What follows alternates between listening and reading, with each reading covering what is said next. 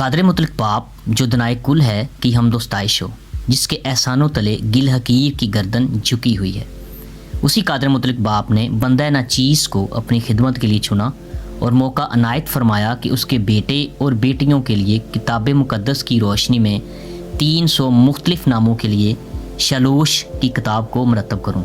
شالوش عبرانی زبان کا لفظ ہے، اس لفظ کا معنی 3 ہے۔ یہ کتاب 3 حصوں پر مشتمل ہے۔ پہلا حصہ 100 عورتوں کے نام، دوسرا حصہ 100 مردوں کے نام اور تیسرا حصہ 100 شہروں کے نام۔ اس کتاب کو مرتب کرنے کا ہمارا مقصد مسیحی خاندانوں میں کتاب مقدس میں درج بیٹے اور بیٹیوں کے ناموں کا شعور پیدا کرنا ہے، تاکہ وہ اپنے بچوں کے نام کتاب مقدس کی روشنی میں رکھیں۔ نام وہ لفظ ہے جس سے کوئی شخص یا چیز کہلائے۔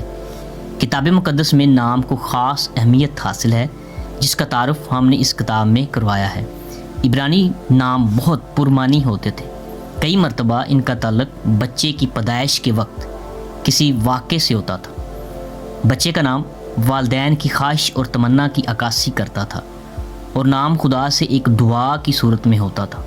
مثلا نو یعنی آرام، یہ اس کے باپ لمک کی دعا تھی کہ یہ ہمارے ہاتھوں کی محنت اور مشقت سے ہمیں آرام دے گا، بامطابق پیدائش 5واں باب 29ویں آیت۔ میں سارا گل بائبل نالج ہاؤس کے طلبہ و طالبات کا بھی شکریہ ادا کرتا ہوں، جنہوں نے میری حوصلہ افزائی کی اور شالوش کی کتاب مرتب کرنے میں میری مدد کی۔